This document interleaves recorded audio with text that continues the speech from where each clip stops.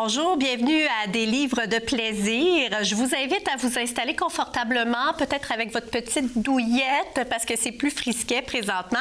Petit calepin de notes parce qu'on va entendre aujourd'hui 3 suggestions de lecture de la part de Louis Robitaille que j'accueille à l'instant. Allô Louis? Oui, bonjour Mélissa. Ça va bien? Oui, ça va très bien toi-même. Oui, et j'ai regardé, en fait je suis très intriguée par les 3 lectures que tu nous proposes et j'ai remarqué un thème, en fait une similarité entre les 3, c'est que les 3 autrices se sont inspirées de leur propre vie pour écrire leurs livres. Oui, absolument. Et puis, on pourrait même signaler que chacun à sa façon, chaque livre est un livre féministe, vraiment. Oui, là, absolument. C'est un hasard, ça arrive comme ça. Il y a même certaines, on le verra plus tard, là, je veux dire, mais il y a des liens auxquels j'aurais pas pensé. Des autrices féministes, mais les hommes gagnent à lire leurs livres, je trouve. Ah ben oui, absolument. Oui. Ben ouais. ça, tu prêches à un converti. Bon, voilà. Alors, on va commencer avec La cassure de Geneviève Janson, les éditions Chaos. C'est ça. Alors, ben, évidemment, Geneviève Janson, je pense, passe de présentation, on la connaît, mais le titre, quand même, à la toute fin, il y a un petit texte comme ça. Il y a une photo d'elle-même très mignonne, déguisée en Superman quand elle était toute petite. Puis là, ici, il y a un petit mot.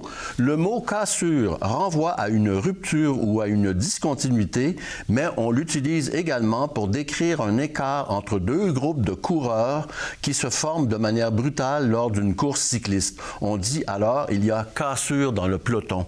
Alors, c'est pour ça qu'elle appelait ça la cassure, mais c'est aussi pour des... Elle considère qu'elle a été cassée, finalement. Absolument, et elle-même est cycliste, donc c'est drôle de faire le lien entre les deux. Oui, c'est ça, exactement. Ouais. Mais... c'est que j'hésitais à lire ce livre parce que je me disais peut-être que finalement, étant donné la controverse, le PO, etc., c'est un récit d'auto-justification. Oui, je suis un certain, mais pas vraiment. Et puis, ce n'est pas un récit où elle raconte sa carrière cycliste. Non, pas vraiment. En fait, ça commence dans la banlieue de Phoenix, dans l'Arizona, en 2005, au moment où elle a renoncé à la compétition dans la controverse. Et même, disons, elle le dirait elle-même dans la honte. Parce qu'elle a testé ou positif un test de dopage. Oui, puis plus qu'une fois d'ailleurs. Ouais. Bon, où elle ne s'est pas présentée un test et puis est présumée positive. Bon, des choses comme ça. Non, et c'est ça, c'est là que le récit débute. C'est le récit où c'est le moment où elle décide finalement de prendre la fuite de son entraîneur, qu'elle appelle A, tout simplement, mais en réalité, on le sait, il s'appelle André Aubu. Elle vit sous son emprise depuis plus de 10 ans. C'est son mari, en fait. Puis d'ailleurs, justement, même, ils se sont mariés pour pouvoir vivre plus facilement aux États-Unis, exactement. Ouais. Alors, mais là, elle n'en peut plus, alors elle décide de se sauver et elle va se réfugier chez une de ses amies qu'elle a quand même à cet endroit-là. Et puis, donc, ça raconte comment est-ce qu'elle a réussi à fuir cet homme-là, à échapper à l'emprise de cet homme-là. Et puis, finalement, ça se termine... bon, elle a d'abord vécu aux États-Unis, dans la région de Phoenix, mais aussi parfois en Californie, à San Diego, je pense. Et puis finalement, un jour, elle est revenue au Québec, tu sais, bon, et ça se termine en 2025, là, à la fin, on est comme en avril 2025. Et elle dit elle-même que ce livre-ci, que son livre, c'est le récit de sa reconstruction. Oui. Alors, on a les étapes de sa reconstruction. Et d'où, là, on comprend encore mieux d'ailleurs le titre Cassure à ce moment-là. Exactement. Mais évidemment, ça va de soi que... Il y a de nombreux retours en arrière où elle va évoquer très brièvement son enfance.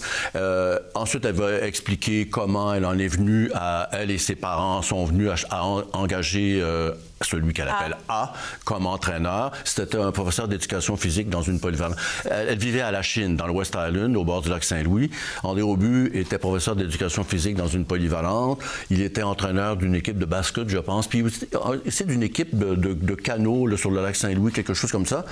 Alors, il s'est proposé comme entraîneur et les parents ont trouvé que c'était une très bonne idée. Bon, c'est comme ça que ça a commencé. Et puis, ben, au début, elle était bien contente, mais c'est parce qu'un jour, ça a mal tourné. affirmer, c'est que elle a osé. Il était très exigeant comme entraîneur. Alors un jour, j'imagine la petite fille de 14 ans, tu sais, qui dit, ben là, elle s'est rebellée un peu. Elle s'est affirmée. Oui, elle a reçu une gifle monumentale en plein visage. Elle a été très, très saisie. Ça lui était jamais arrivé une chose pareille. Je comprends. Et puis là, il lui a dit, je suis tough avec toi parce que je veux que tu apprennes à être tough. Il faut être tough si on veut gagner les compétitions. Bon, alors, c'est comme ça que ça a commencé. Et puis c'est là, comme ça, qu'elle est tombée sous son emprise. Évidemment, on peut dire aujourd'hui, mais pourquoi elle n'en a pas parlé à ses parents, etc. Oui, mais c'est parce qu'elle était très jeune. Puis aussi, il faut se replonger dans cette époque-là aussi. Aujourd'hui, on en parle beaucoup, là. Le sport, c'est plus ce que c'était. Mais à l'époque, dans les années 80... 90 plutôt, oui, c'est ça. Mais c'était comme ça, elle explique d'ailleurs, c'est vrai que quand on va dans les compétitions, elle dit voir un athlète se faire crier dessus par son entraîneur, c'est monnaie courante. Ouais. Alors, mais frapper, c'est une autre histoire quand même. Alors, c'était un homme très, très violent. Ensuite, il y a le fait qu'alors qu'elle avait 15 ans seulement, il est devenu son amant. Rétrospectivement, elle considère ça comme un viol, mais elle dit, finalement, à l'époque, elle dit quelle jeune fille n'a pas trouvé ça flatteur d'attirer l'attention d'un homme plus âgé. Ah oui, elle avait 15 ans et lui, il en avait 41, soit dit en passant. C'est quand même une bonne différence d'âge. Et c'est ça. Alors, il y a eu de ça aussi. Donc, elle a en quelque sorte consenti, mais c'était pas un consentement valable. Alors, c'est ça. Alors, elle parle évidemment de sa violence régulière. Elle parle, évidemment, on peut pas ne pas évoquer la question de l'EPO dans son cas. Ça s'est produit de la façon suivante. C'est parce qu'à un moment donné, l'entraînement était très dur, elle s'est mise à faire de l'anémie. C'est fréquent, semble-t-il, chez les athlètes qui s'entraînent très fort. Et là, quand on fait de l'anémie comme ça, le seul remède, c'est repos total pendant 2 mois, 3 mois. Mais là, son entraîneur a dit, c'est catastrophe, il n'y a pas question de... Alors, il l'a amené voir le fameux médecin, le docteur Duquette, et c'est là qu'elle a commencé à prendre de l'EPO. Mais elle ne joue pas à la naïve, là. Elle dit, je le savais que c'était illégal, mais on me disait de faire ça, je le faisais. Elle était sous son emprise. C'est sa plume à elle? C'est elle qui a écrit, c'est pas écrit par quelqu'un d'autre, c'est sa plume à elle? J'avoue que je me suis posé la question, mais disons que semble-t-il que c'est elle-même qui l'a écrit. Je le croirais, là. Tu sais, c'est pas... ça donne pas l'impression d'avoir été écrit par un journaliste, un auteur. Je pense que... peut-être que c'est... évidemment, le manuscrit a été relu et corrigé, ça, j'en doute pas. C'est toujours comme ça, de toute façon. On passe maintenant à la deuxième lecture. Oui, maman est partie travailler. J'ai hâte de t'entendre là-dessus, Louis. Oui, il y a un sous-titre. Hein. Le sous-titre, les autrices sont Fanny Rainville et Marie-Laurence Génier. Ce sont 2 cousines, apparemment, dans la vie. Bon, Fanny Rainville est une comédienne et Marie-Laurence Génier est une psychologue. Elle est chargée de cours à l'Université de Sherbrooke, semble-t-il. Il y a un sous-titre. C'est Femme, carrière, maternité, récit d'une conciliation. Alors, finalement, c'est un ouvrage collectif. Elles ont recueilli les témoignages de 22 femmes d'âge et de milieux divers. Et le sujet, c'est toujours comment elles ont vécu la conciliation au travail, ce que ça a été de devenir mère dans le contexte où elle travaillait, c'est ça exactement. Mais enfin, de milieux variés, ce sont toujours, étant donné, c'est surtout le milieu des arts et des lettres, autrices, comédiennes, choses comme ça. Oui, mais il y a une exception quand même, Marois Risky, qui est une politicienne, puis ça tombe, entre guillemets, ça tombe bien, parce que justement, Marois Risky a annoncé qu'elle quittait la politique parce qu'elle n'arrive pas à concilier son rôle de députée avec son rôle de maire. Alors, c'est un... Donc il y a 22 femmes qui témoignent. On se sert des témoignages pour regarder est-ce que c'est possible. Parce que elle, Fanny Rainville, elle est retournée travailler rapidement en doublage parce que, bon, quand on est comédienne, on n'a pas de paye si on travaille pas, là, tu sais. Fait qu'elle est retournée rapidement. Donc, à travers les parcours des 22 femmes, je comprends qu'on regarde si c'est réellement possible, faisable. Oui, ça l'est, mais c'est très exigeant. C'est très exigeant. Puis d'ailleurs, justement, le doublage, c'est parce que quand on fait du doublage, c'est du 9 à 5, alors que si on joue au théâtre, Louise Turcot, qui est une femme qui aujourd'hui a plus de 80 ans, qui a eu 3 enfants, je pense.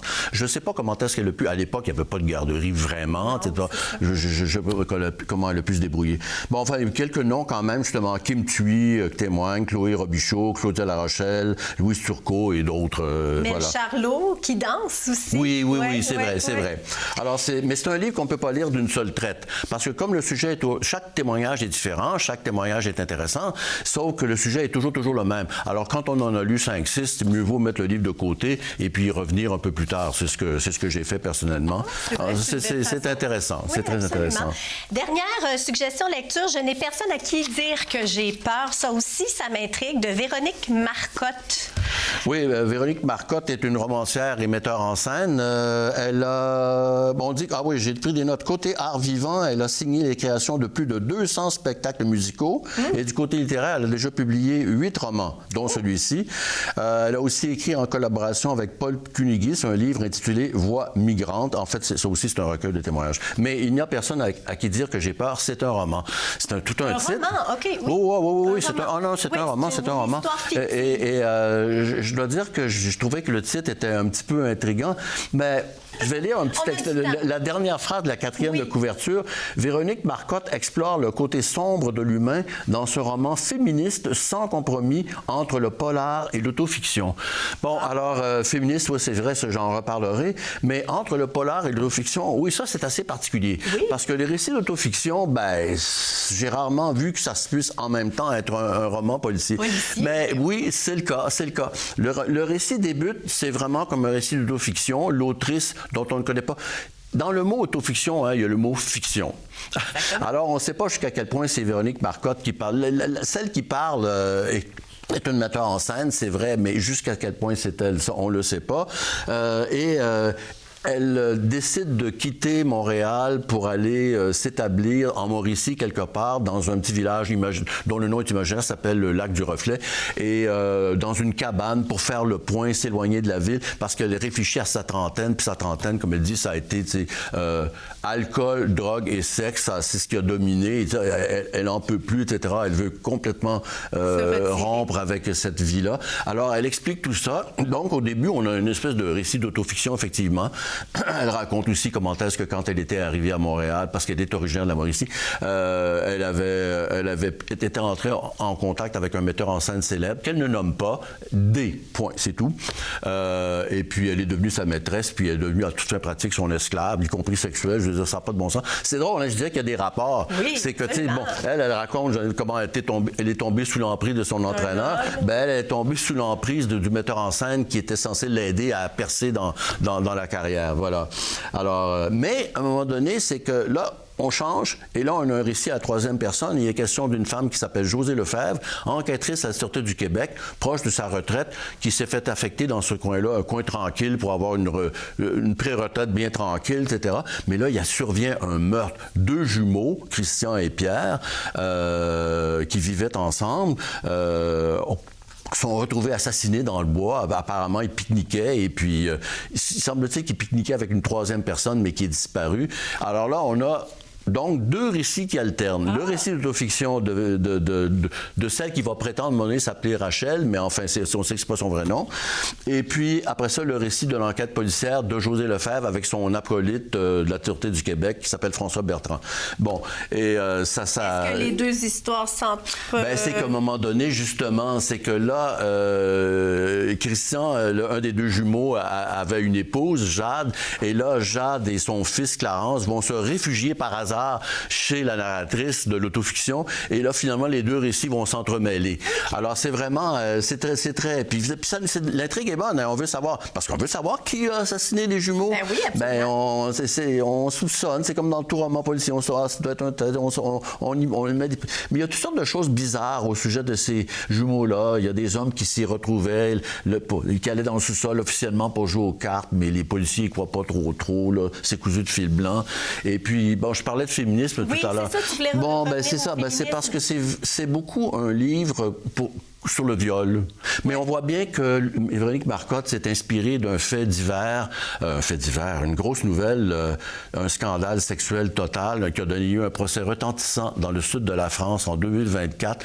Je ne donnerai pas de nom parce que ça nous donnerait la clé de l'énigme, mais c'est clair. Là, on voit que ça l'a inspiré. Merci beaucoup, Louis Robitaille, d'être venu nous faire des belles suggestions comme ça. J'ai déjà hâte à notre prochaine rencontre. Ah ben, ça va être dans un mois.